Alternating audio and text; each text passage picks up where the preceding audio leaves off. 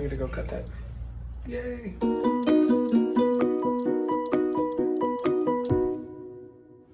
So I realized last week when we installed our Max Air fan, I didn't really give a good explanation of why we went with those fans, what our plans are for our hatches, and as far as like skylights and things like that. So this week we'll give you a little more insight into that.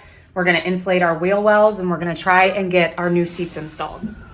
Hey, you.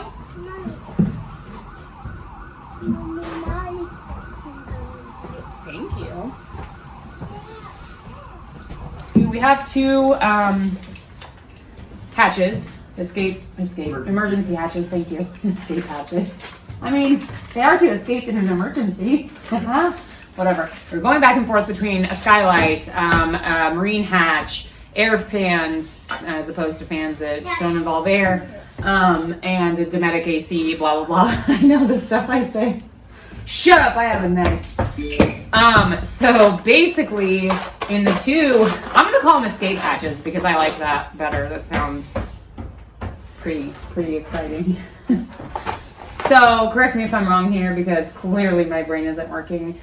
But one, we chose to do two Max Air fans instead of an AC. It does get super hot here. Short version is we kept all of our windows. And we figure with all the windows open and two fans running that we will just be a-okay. And if we're not, we'll just go to the beach. So not such a bad situation.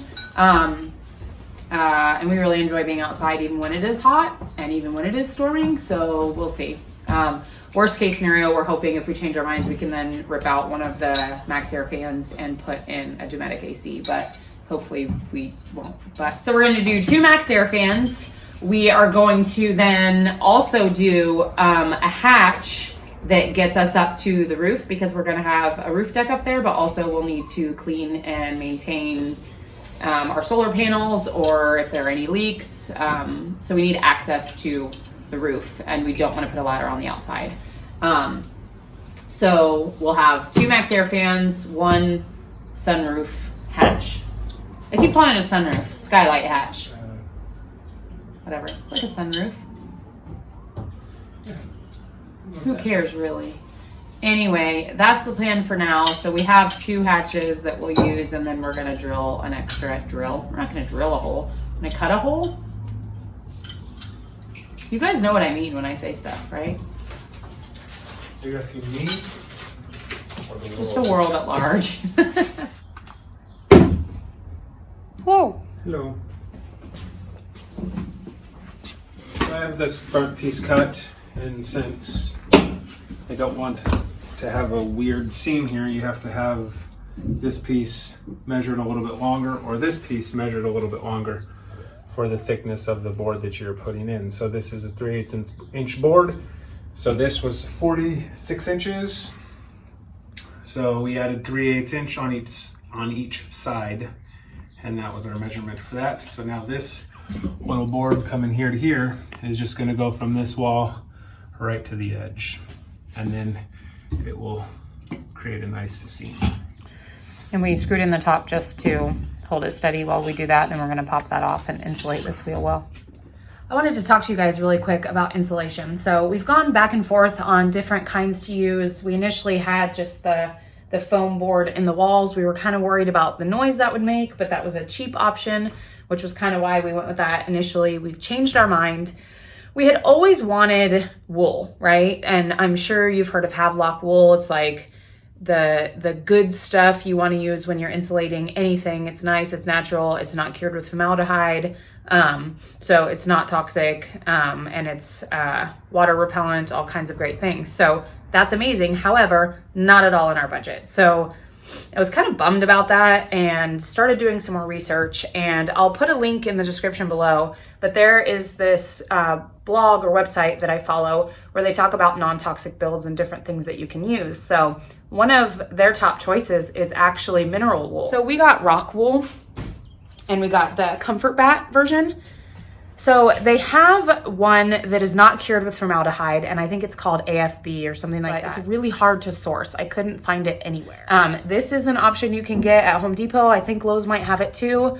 It's pretty affordable. It was like $40 or $50 for this big, huge container. I don't know what to call this. Big bag. Bushel bag. Bushel bag. So it was 40 or 50 bucks for that. I don't know how much that will cover because we haven't gotten started yet, but I wanted to throw this out there as an option for people who are worried about non-toxic builds and want soundproofing and moisture resistance and blah, blah, blah. From what I have read, yes, it is cured with formaldehyde. The good news is it is usually cured and off-gassed before you have even brought it into your space. And if you're worried about it, you can open it up and let it kind of breathe and do its thing. And then it is not toxic and it has all the other benefits of Havelock wool. I am sure there are people out there that will argue with me on this, and that's fine. But I've done my research and I'll give you the sources below. Make the choice that makes sense for you. Yes, Havelock wool is beautiful, wonderful stuff, and it would be amazing if we all could afford to do that. But there has to be a balance between making choices that align with what it is you want in your space, but also not going completely broke during your bus build. So that is the choice we have made. That's what we're going to insulate our wheel wells with. That's what we're going to insulate the walls and the ceiling with. And then when we're done with all that, I can give you guys a better idea of how much space one of those covered and what the overall cost was. But I just wanted to give you guys kind of a rundown of why we made that choice and why it may or may not be a good choice for you too. Shane put on a 1999 rock. Are they calling it rock? I don't know. It had the peppers and stuff, so I kind of... A 1999 playlist on Spotify, and it made us feel really old, and it was really awesome to listen to. And we're still going to listen to it. 1999. We're trying. We got new gloves, guys. See, we're trying. We're trying to be safe and responsible adults, at least when the camera's on.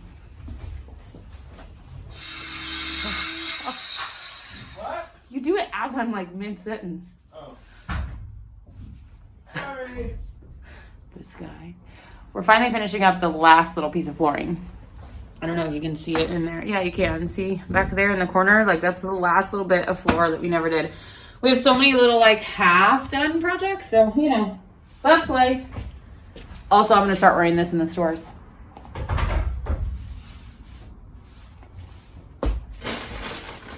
I mean, this smells, it does smell a little formaldehyde-y, I'm not gonna lie. It reminds me of dissecting a frog in science. Speaking of high school, huh? No, I used to work in a theater. I was gonna say, it smells formaldehyde-y for sure. A little bit. Yeah, but it'll off not too So bad. what we're gonna do is we're gonna put this in and we're not gonna close it up right away. Oh, I thought we were. No, I wanna give it time to off gas. Okay, and then we'll open the windows when it's not raining.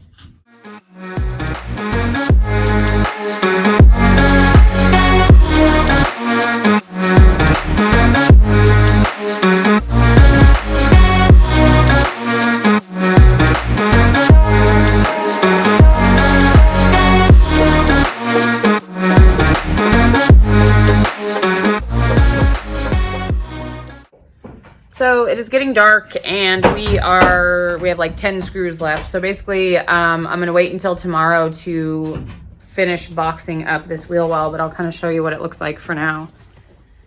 So I ended up using 3, so these are like little like sections. I ended up using 3 whole sections for this wheel well. So one package that was, like I said, like 45, 50 bucks will do all of our wheel wells. So, and I'm like stuffing it in there big time. You could probably get away with a lot less, but I would rather use too much than too little.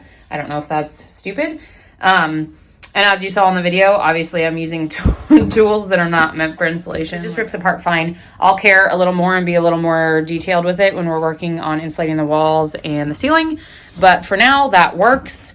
Happy to know that one container will get all of our wheel wells done. Every single wheel well we framed totally different because so much time passed between one to the next. But if it's any consolation, the one we did the video on was the best way for us. If you haven't seen that video, go check it out. I'll put a link for it. But that's the way we should have done it for all of them. So we'll end up boxing the rest of these in, insulating them, but we're gonna switch gears and focus on getting our seats installed.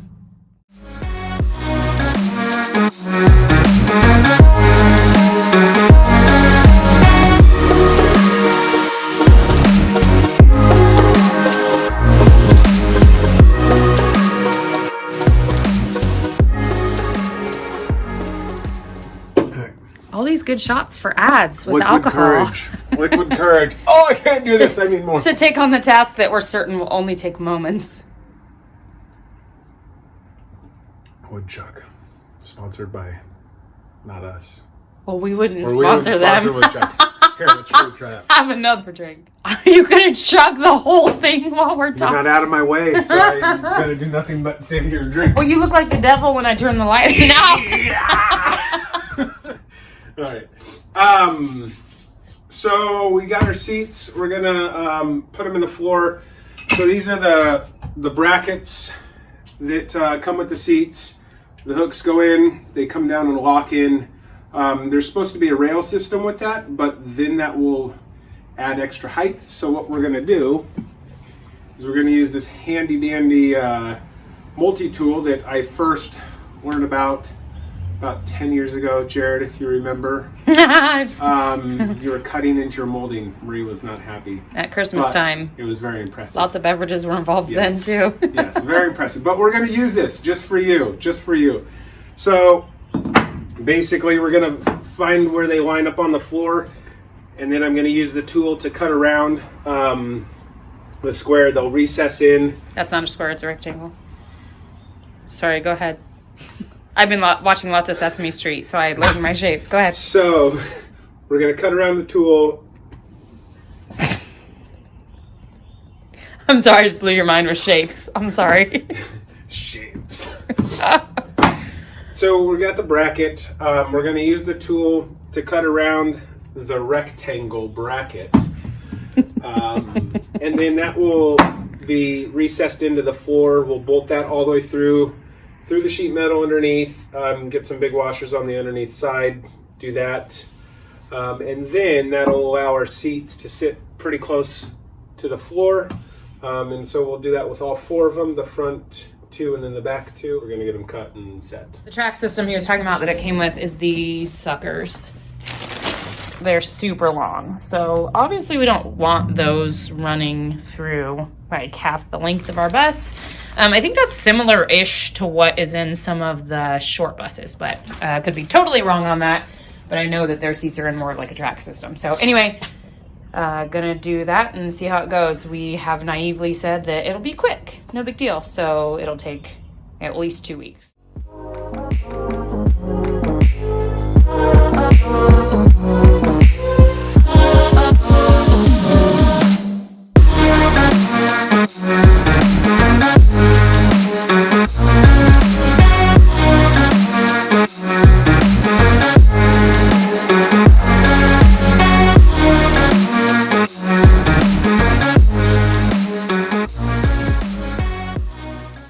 So we have the wheel well behind the driver's seat, and this is going to house all of our electrical stuff. So obviously this will be boxed out, and then it will be like from here to here of like a cabinet. So it's like a short, fat electrical closet instead of a tall, skinny one like a lot of people have. So that's going to be like our control station. And we haven't boxed it out yet, so we need to give space for that. But also we need to be able to access the little... what do they call it? Little lever that will pull out this seat. Not that we're going to pull it out often or really much at all, but we need to be able to if that did arise. So we're trying to find good spacing that doesn't waste floor space because obviously that's limited. And enough to still have access to the seat belts. And for now we are only installing this one and not that one because first we're going to build the table that goes in between. You think that's good? I think it looks pretty square.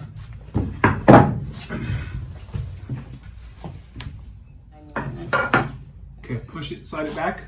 I mean, that's the best way that I can... Yeah, no, that's smart.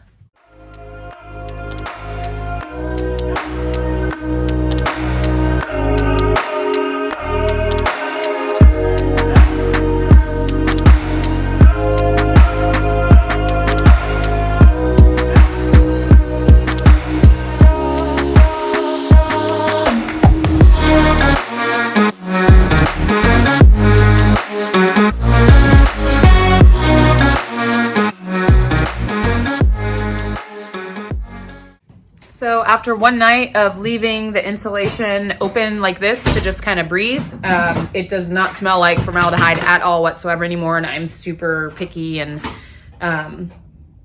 aware of smells. So I don't know how to describe that, but it smells like nothing to me, which is good. At first when I opened it, I was like, ugh. But yeah, it doesn't smell like anything now. And that was just one night of leaving it open. So we have this wheel well boxed up. We're gonna close it up and then move on to the others. We'll just show a quick time lapse of us doing that just because it's a pretty self-explanatory process. It's not super hard. And the one detail that is a little tricky, Shane already explained. So.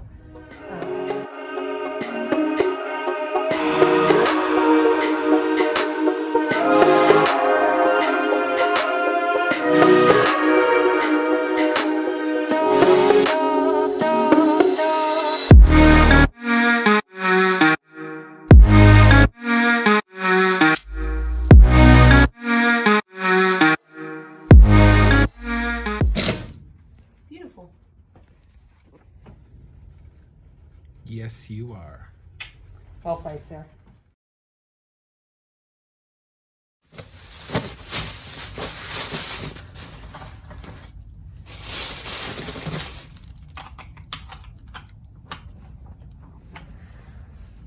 I went and got some new bolts for these two holes.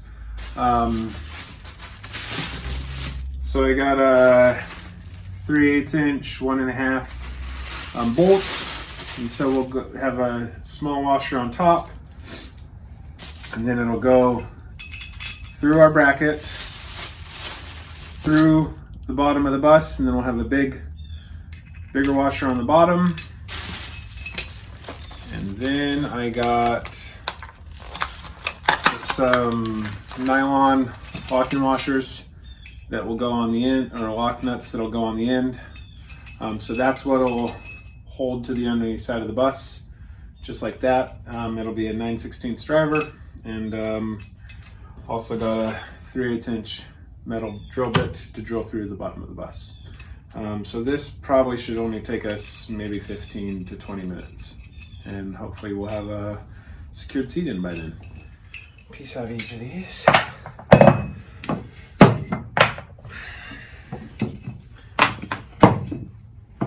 Okay. So since we have, I really don't know what's exactly right under here. I'm just gonna do a small bit. So should you go look first? Nope. Nah.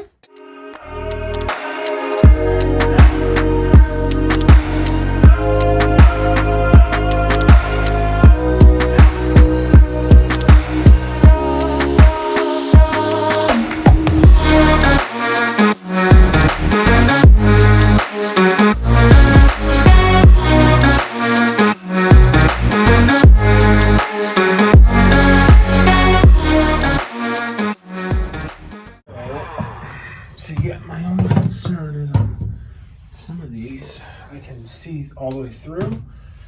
Some you can't. Yeah, so. You go look. Yep. So on the underneath side of the bus, we have square beam that runs across. It's not the main supporting I-beam. It's basically just like a square beam that runs across. This front hole for the bracket that I drilled is right in between those beam supports, so you can't see the hole. So my thought is just to do the two of them in the back. It still should be strong enough to hold the seat in place, and that's what we're gonna do.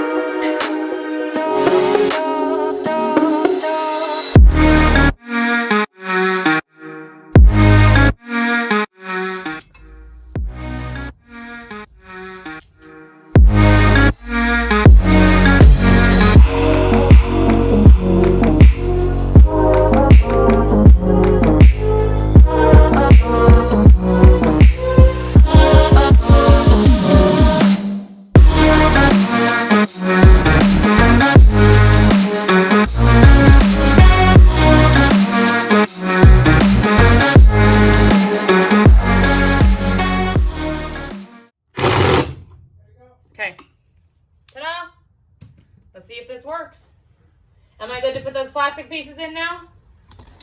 Yeah. Okay. So, carrying yourself from the bottom, or you're just gonna carry the whole thing and I'm just gonna grind it, or what's happening? Okay. Line up my front ones. To this way, my left. Lift. I can help lift, you know, there you go. And it just goes under, right, and down. You're on them. Oh yeah. Yeah, should be good. That should be it. Okay, I'm gonna scoot out of the way, Yep. actually. These are not anywhere near the back. Do I need to pull the latch? Oh, because the front's not in. Yeah, I was gonna say, because the front's wonky. Look, yeah, I was on the back one, I'm sorry. Yeah. Lift it back up. I was like, wow, are we so off? Go toward the wall. See? So it has to latch Yeah, on the front. in these ones.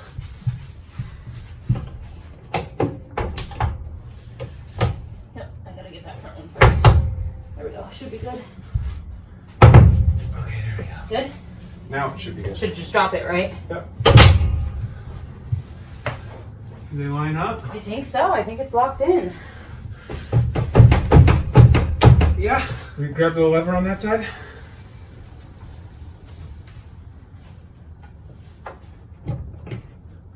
Now this should be able to go all the way forward and sit like that. Yep. Yep. Yes! Yep. So now we can go on camping trips. Not that we Well, probably need will one have more. time, but We need one more seat. we need to get the table done, one more seat done, and then if we're really itching to take the bus somewhere, we could go to like a campsite by the beach or something. Yep. Oh, Well, that was hot pretty this quick. I don't know, 20, 25 minutes. Yeah, that wasn't bad. The process overall, honestly, this was an easier thing than pretty much anything. Yay for easy tasks lately. So that's the end of time we have to work on the bus this week. Thank you for watching. Please don't forget to hit subscribe. Thanks for watching, guys. See you next time.